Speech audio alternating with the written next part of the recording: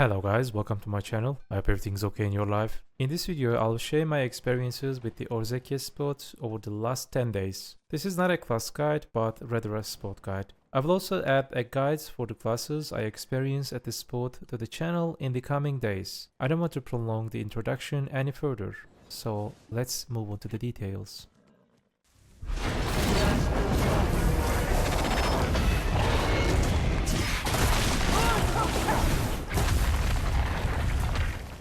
Before getting into the video details, I want to make a reminder. If this video receives 500 or more likes within a week, I will create a long-term test video for this spot. What do you think about a 30 instances test? I think that's an ideal value for averaging, isn't it? Now go ahead and like the video and leave your comments so you don't forget while watching it. The Orzekea spot was added to the game on March 21st, 2025. We can say that it is an alternative solo grind spot of Atoraxxion Orzekea, the fourth and the final dungeon of the game. I will also add a guide video about the Atoraxxion Orzekea area in the upcoming days. To reach this spot, we will use the Atoraxxion entrance. If you wish, you can find your way using the Monster Zone info UI. For veteran players, locating this area will already be easy. We will enter through the ancient stone chamber. Once you enter, you must go to Elvia, this area in the Elvia region, and weak mobs can be found in the normal servers. You cannot grind non-Elvia servers. Among the regions added to the game recently,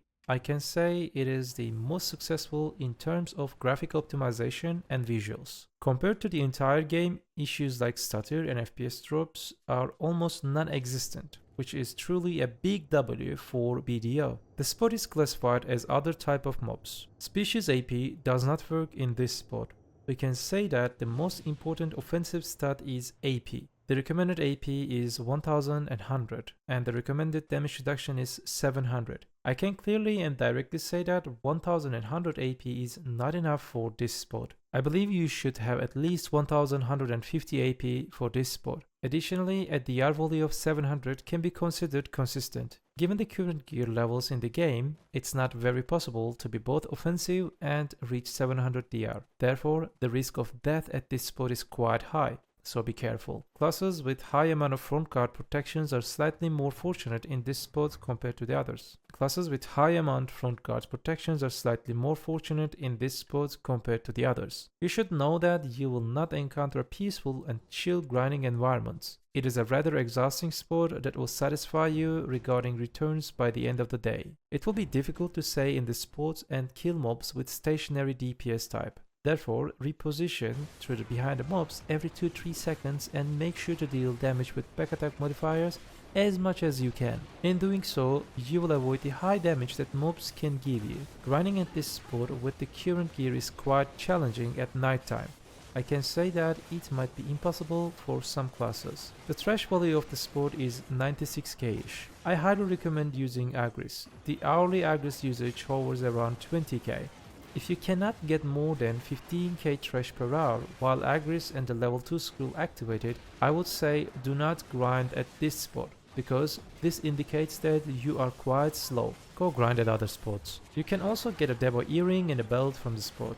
It is possible to obtain both Pri and Duo versions. You should know that each mob can drop every item. The item Game of Void has an hourly average of around 8 to 12, depending on your speed. However, this drop is quite inconsistent. There have been hours when I only received 7 in 1 hour and other hours I got 20 per hour. So this is quite inconsistent. If you want, you can currently sell the Game of Void directly in the market for 50 million silver, but I do not suggest it. The demand is quite high. It seems like it will stay this way for a long time. So what does the Game of Void do? What we will use it for? With this item, we add +2 monster AP to our existing 2 crystals, Accurate and Precise. Since we can equip a total 4 of them, when we upgrade them, we obtain +8 monster AP. This may seem like a small value to you right now, but since these crystals were introduced for endgame content, finding +8 monster AP at the endgame stage can be quite difficult. So consider that to acquire this AP, you would need to get 2 AP cap to get +8 AP. That's the average. Spending hundreds of billions of silver is necessary to just jump from 350 Kutum AP for 2 AP caps. Therefore, I don't directly recommend these crystals to early and mid-game players. They can continue using the cheaper versions of accurate and precise crystals, or leave a pre-order in the marketplace, maybe you can get them. Currently, the recommended food is simple cornmeal for this spot.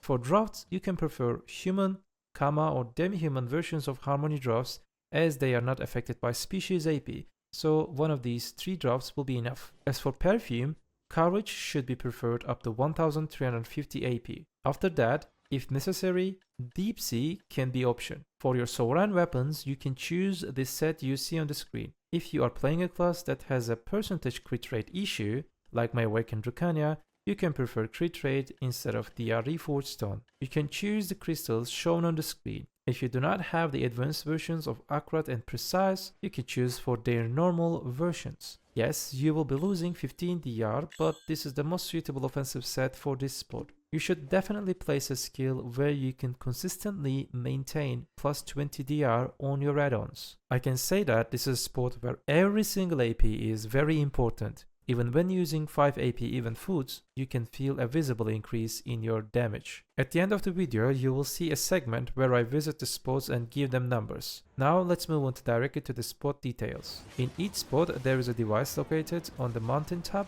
in the middle. This device emits a purple light that creates a pulse effect at intervals. This light helps mobs spawn. In each rotation, there are 3 different mob groups. These mob packs are far enough apart from one another, so performing an overpull method is impossible. Even if you could, don't try it because you will die instantly. There are 3 different mobs. Each mob has its unique skill, and they use them simultaneously. They can deal lots of damage. So, as I mentioned earlier, you need to play in a way that allows you to change position every 2-3 seconds instead of a stationary grind method. You will kill these packs and after some time, all of them disappear. Phase 1 begins. In each phase, you encounter the elite versions of these 3 mobs. Learning the mob skills at this stage will be easier for you. They will appear randomly one by one in the random locations, so there is no proper order. The most dangerous one looks like a mosquito. Pay close attention to its skills that attacks in a straight line. It deals lots of damage. Its other skill creates a ring around itself while spinning. During this time, you have an ideal chance to deal back attack damage. However, since you're inside the ring, you need to be careful about your HP. The damage from its skills radiates outwards from the center of the ring. You can absorb the damage with your front guard skills. This skill can be used consecutively, so if you see it creates a ring 2 or 3 times, do not stand inside the ring because 3 independent rings of damage can kill you instantly. This situation is rare, but still be cautious. The other mob resembles a dog. It reacts very quickly and turns around rapidly. You must make quick and sudden decisions to attack or back attack. It has 2 special attacks. One creates a purple area around itself and deals 360-degree damage, while the other rolls forward and performs frontal attack. At this stage, you will be comfortable with back attack opportunities. The last mob resembles a centaur. Out of 3, this mob can attack easiest with a back attack. Out of 3, I can say this is the easiest one. It also has 2 special attacks. One resembles Valkyrie class castigative skill. It rapidly stabs its spear forward multiple times. During this time, you can attack from behind. Its other attack emits a purple light that deals 360-degree damage. It will take you some time to understand these and act accordingly. However, I expect that after few hours, you will be familiar with the mechanic of the spot. Once phase ends, the same cycle starts again. You will continue this until end of the phase 3. When the phase 3 text appears after killing the elite mobs, the main boss, Orzekea, will appear. This boss has more than 10 special attacks. Make sure to stay behind the mob. I couldn't record all of its attacks because some of them are extremely rare. You will experience these for yourself. Attacking from back is quite easy. Just be careful not stand in front of it and take damage, because they are dangerous. Also, this mob applies knockdown CC. Just be careful. If you get CC, don't risk it and use your V. You can definitely obtain 1 Gamma Void for this boss. Classes that performs well in PvE tests have reported that they can kill this boss 4 times per hour with 1.2k AP or more. As a full deck Awakened Dracania player, I can only get 3 times. I hope this class will receive a necessary PvE support soon because I'm struggling. I beg you PA. After killing Orzekea, a blue light will appear. Actually, after defeating Orzekea, the cycle ends and everything resets. However, Orzeka gives you a spirit-like buff from the blue light for a limited time. This independent spiritual entity fights alongside you against mobs, dealing powerful attacks at intervals. If its skills fall into place, it can reduce mobs' HP by 30% in one go. This blue spirit escorting you lasts roughly until the beginning of the phase 1. Alright, that's all I have to say about the sport in general. Currently, the hourly income range from 3 billion to 6 billion. To know the exact average, this video needs to receive 500 or more likes within a week. And I may have to conduct the 30 instances tests, so do not forget to click that like button and leave a comment. What do you think about this sport? Are you happy that a sport considered challenging has been added to the game after so many years? I hope you guys like my contents. Do not forget, BDO is just a game. Have a nice game.